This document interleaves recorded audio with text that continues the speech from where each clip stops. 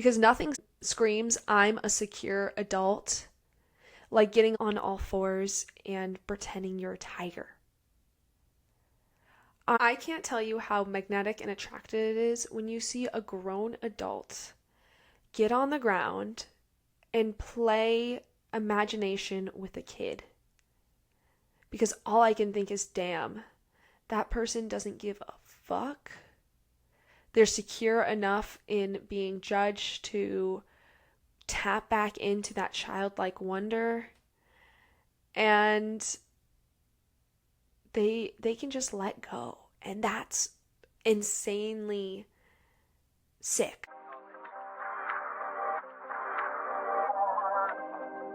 Welcome to the Grounded in Self podcast, where we become so rooted in who we are that we can dance with the strongest of winds, feel cleansed by the heaviest of rains, know that we are whole without our leaves, and stay grounded no matter where life takes us. This podcast is for anyone that's in their spiritual or self-growth era that just wants the whole thing to feel human again. And understand that you are whole just as you are and allowed to desire growth. I am your host, Christina Horn. I am a somatic embodiment coach, a facilitator, and a business owner. But most importantly, I am a woman in the messy process of becoming, and I'm here to teach you the lessons I've learned thus far and continue to grow alongside you all. If you are looking to become grounded in yourself, to live a life that feels yummy, and come back to the power that is inherently yours, you are in the right place. Come on in, baby. I'm so excited to have you as part of my family.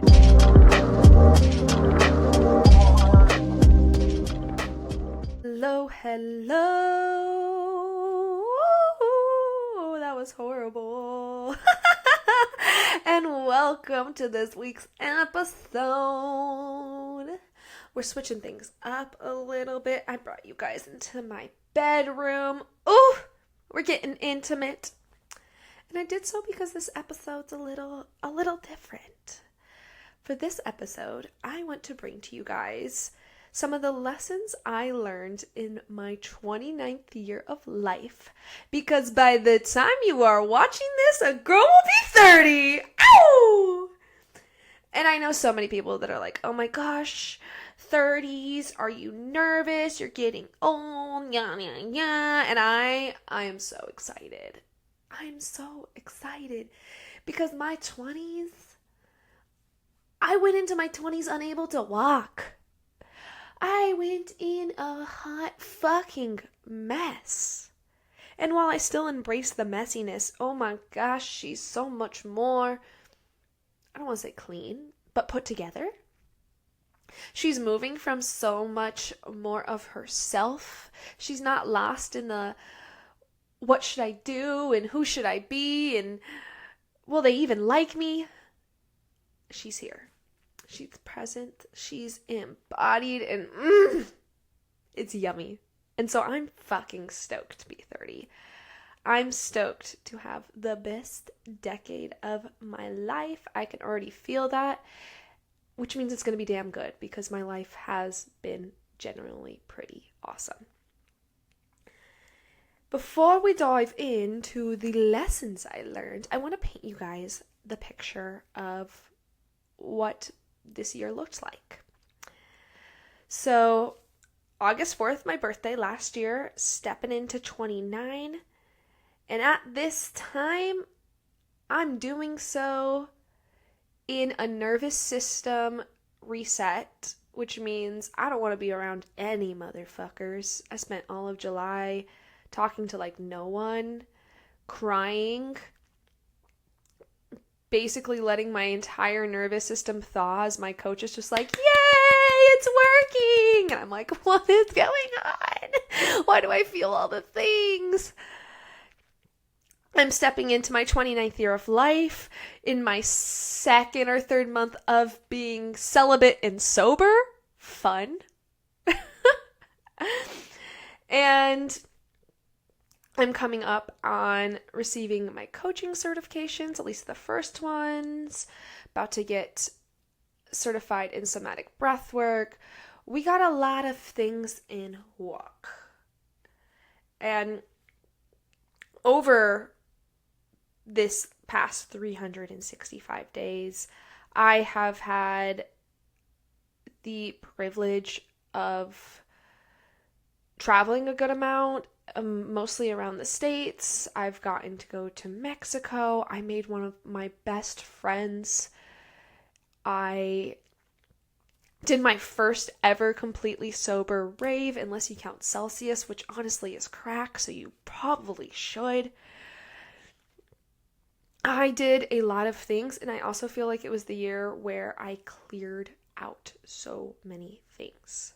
Did 6 months celibate, and when I say celibate, I mean no talking to men. At least romantically. I guess I talk to my friends, but I did 9 months completely sober. For me, that means no weed or mushrooms. I don't drink. And I really started to get comfortable with being alone. I did 2 months of semi-isolation and what I called an external noise container, which looked like me not seeing my friends very often. I still saw them because I didn't really feel the call to go into full isolation. Maybe I'll do that one time, but that just wasn't what I needed. But I wasn't allowing myself to watch TV. I wasn't allowed to listen to music in English. I didn't allow myself to listen to podcasts. I couldn't read fantasy books. It was all about silencing all the external noises so I could really get clear and sit with myself. And I got 9 certifications this whole year. Well, I'm getting my last one, but lots of certifications. I just dove into so much and also removed myself from so much. So she's learned a lot. And also I think these lessons will be a little different than what you expect. My first lesson that I want to bring up is the idea that we need to give ourselves more space. And what I mean by that is give yourself more time. Give yourself more grace. Give yourself more silence. Build in space to let things land. Stop rushing. Stop speeding yourself up for some timeline that you made up, and just breathe. When you're chasing a goal, when you're chasing a new identity, when you're trying to bring everything you want to fruition in life and you rush for it, you miss the whole damn point. You miss the integral parts of bringing this new experience to life. You miss the view to get to the top, and then once you're to the top, you're like, that was cool.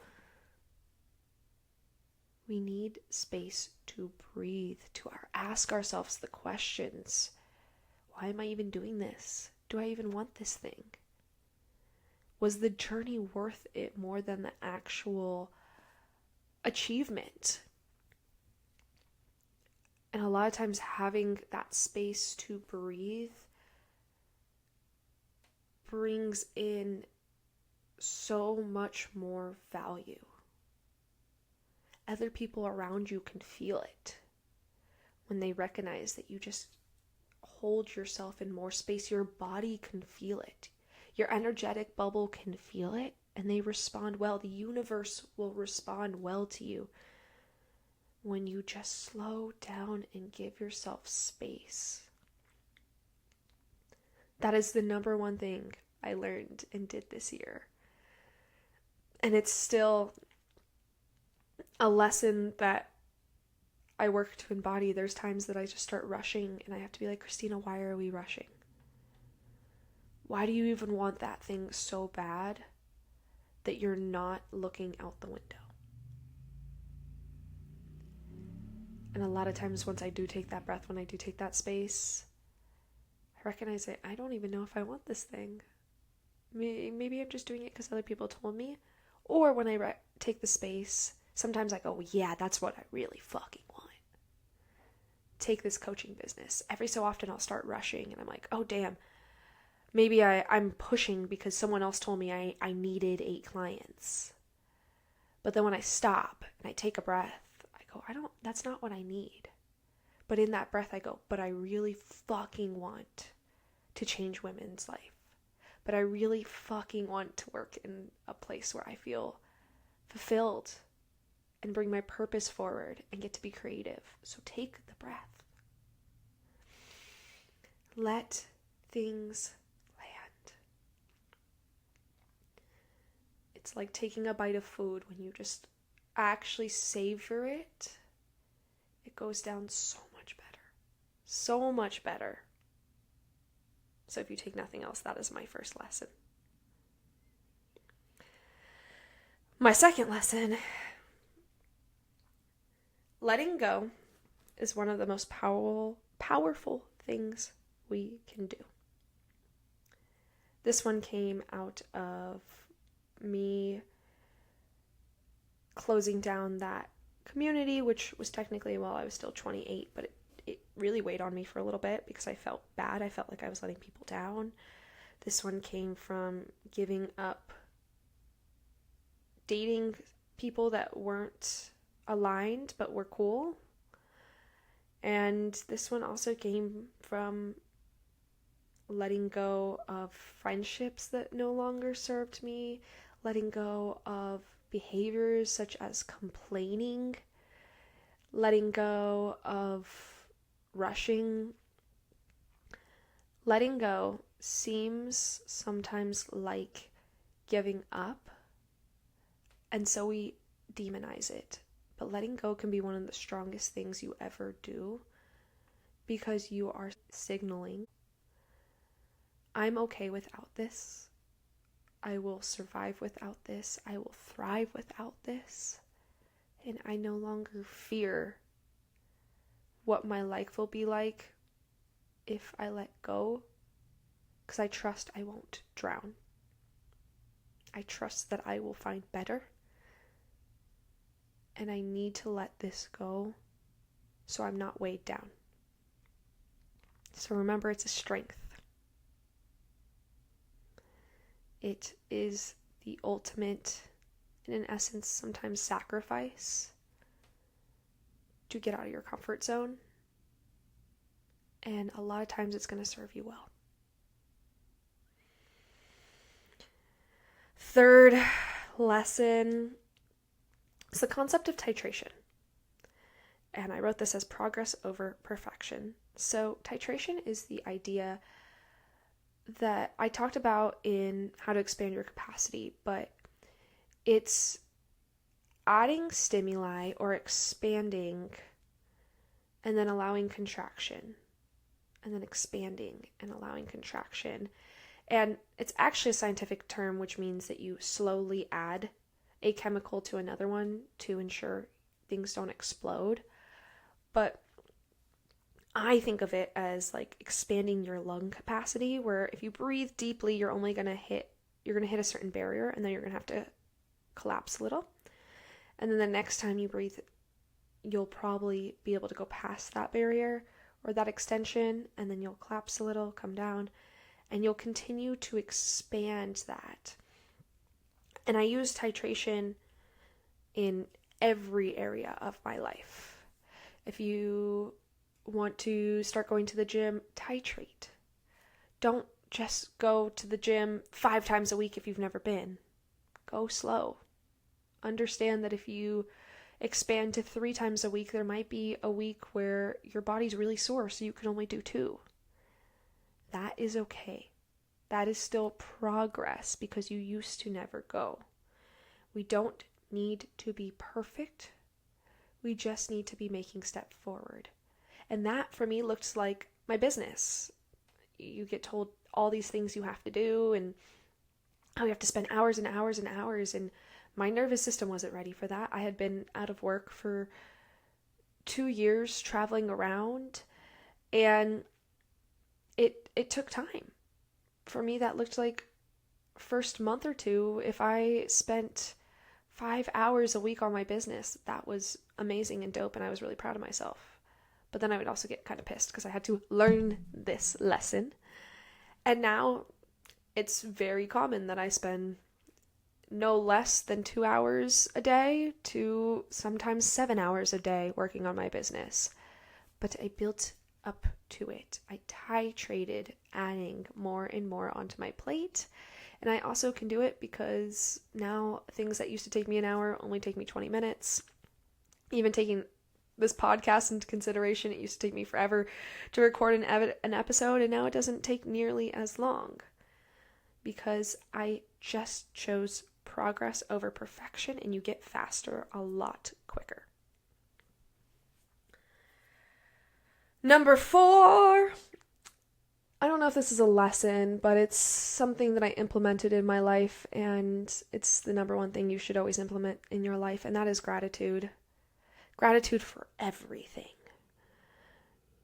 I sometimes wish people could just see a little billboard over my head, because I am grateful for the most random things, especially the lessons that the universe gives me. I tell the universe all the time, I'll be crying, like, damn, this sucks, but thank you for the lesson. And thank you for letting me see this pain and where I need to move and change. And I do that a lot. When I left the relationship, which you guys will hear about in an episode after this, I was so grateful for all the wounds that the universe showed me. I was so grateful that I did fuck up a few times and finally figured it out. And I still sit there. I like to talk to the universe while I sit in the bathtub. So I sit in the bathtub and I say, universe, thank you. Thank you for bringing this person in my life. Thank you for showing me where I still need to grow. I see it. I'm grateful for it. And know that I'll continue to only integrate and get better. I'll also say the last thing on gratitude is I learned from the book, You Can Heal Your Life. One of the most powerful things you can do is when you wake up, the first thing you do is list 5 things you're grateful for. And at least the first 2 should always be the same because it puts your brain into a pattern. So every morning I wake up, and I'm not kidding, even if I had thoughts before this because I can't control all of that, but the second I'm conscious enough, I lay in my bed and I go, I am thankful for my bed. I am thankful for my pillow. I am thankful for my apartment, to be able to sleep and feel safe. And then I'll list 3 new things, usually my body, my friends, opportunities, the wounds the universe has showed me lately, the lessons I've learned, whatever it is. But you start with the first 2 that are always the same to get your brain into the habit, and it just changes the game. Number 5, this kind of goes into a lot of them, but it was just a lesson on learning how to hold and understanding that your ability to hold something, whether it's a relationship or money or truth, integrity, for me this was presence, being able to be present and not disassociated. That is a skill. That is something that we learn and expand over time. But if you don't work on it, you will lose it. And I don't mean like you'll lose your ability to hold. Yes, that's true. But like you'll lose the thing that you want. If you can't hold money, it will leave you. If you can't hold a relationship, they'll break up with you. Or you'll break up with them. Learning how to hold emotions. How to move emotions. All of that stuff is a skill. And we need to look at that more, because a lot of times you're just like, oh, well, I know how to make money. Oh, I know how to call in relationships, but can you hold it? I was talking to a guy recently. He says, "Oh, yeah, my friend's always talking to 3 women at a time." And I said, "Does he hold any of them?" Because that doesn't impress me. It doesn't impress me how many bitches you can bank. If you can't hold any of them, are you a man? Pfft. Oh, bars. That might have taken some balls out. Sorry, guys. I fucking mean it. Number 6, for me, I really turned away from the whole concept of God because I was raised by a dad who was spiritual and a mom who was raised Catholic, and I had seen how much shame and judgment she still held from her upcoming. And I also think practice religion does have good parts, but a lot of it has been misconstrued, and I just, there is so much I know best when it's like none of us know shit. And so I really turned away from that. But this year has been the first year that I really learned the lesson of how important it is to have faith and connection to something higher than you. And for a long time it had to be the term universe or source for me because God just felt weird and I still pictured like a man in the sky. But as I've come back to that faith in the universe, in spirit, in source, God is starting to feel better because I see it as what I feel it is, which is energy, which is connection, which is the oneness in this world. And they always say that faith and fear are similar in the fact that you have to believe in something that you can't see. And I choose to believe in the thing that builds me up and allows me to guide myself and feel guided versus the one that makes me feel compulsed, pushed, or tears me down. So personally, a huge lesson I learned this year was having faith and connection into something that was bigger than me. And also faith and connection to myself. Trust in myself. I think when you can trust the universe to guide you, at least to some degree, you get more trust in yourself because you realize that you guys are co-creating together. And so you trust that like I can walk down this path and it's going to put it in front of me. And it might not be perfect and it might not be exactly what I want, but I also have faith that it's going to be exactly what I need and I'll be able to handle it. The 7th one is invest in yourself.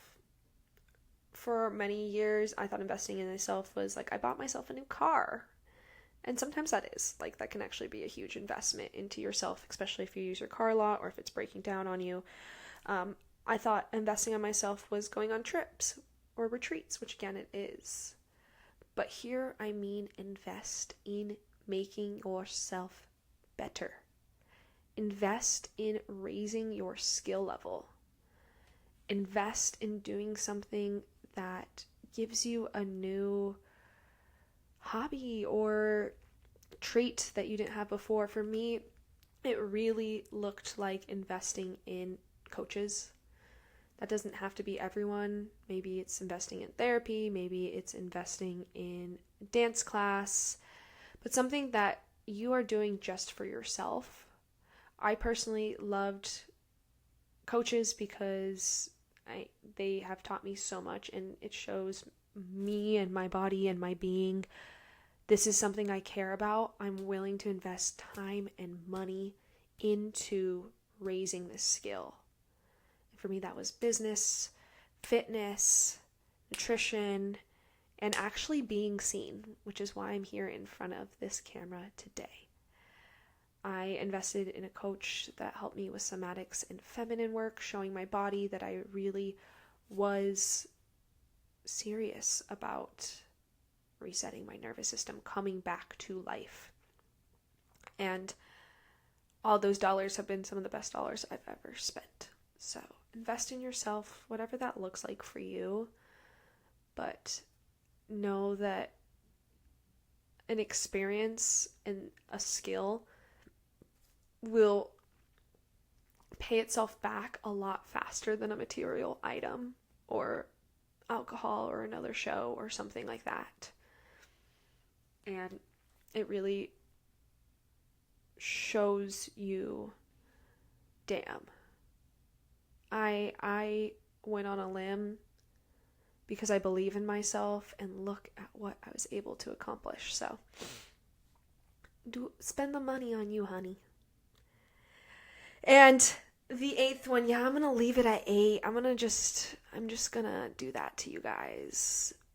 Sorry and not sorry. I really hope you feel the limp dick energy of that, but I also don't want to dilute it with lessons that I don't think were the most important just to get it to 9 or 30 or to 10 because, round numbers, whatever. I want to do what feels good to me, and that is 8. And it's going to end on one of the second biggest one, because I still think giving yourself space is the biggest one. But the last lesson, my 8th lesson of 29, that I embodied so fucking hard and am going to continue to embody so much fucking harder, is the idea that play is the most adult shit you can do. Because nothing screams I'm a secure adult like getting on all fours and pretending you're a tiger. I can't tell you how magnetic and attractive it is when you see a grown adult get on the ground and play imagination with a kid. Because all I can think is, damn, that person doesn't give a fuck. They're secure enough in being judged to tap back into that childlike wonder, and they can just let go. And that's insanely sick. Because it is brave and courageous to play and not care if people think you're crazy or on drugs or drunk or whatever the fuck they want to think.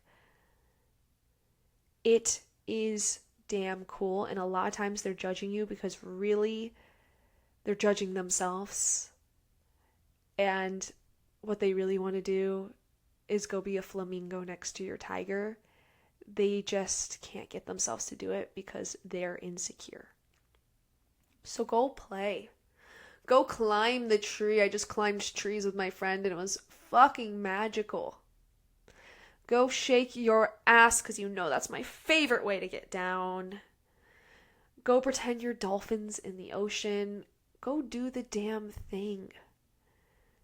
Because nothing screams, I love my life, like skipping through the streets.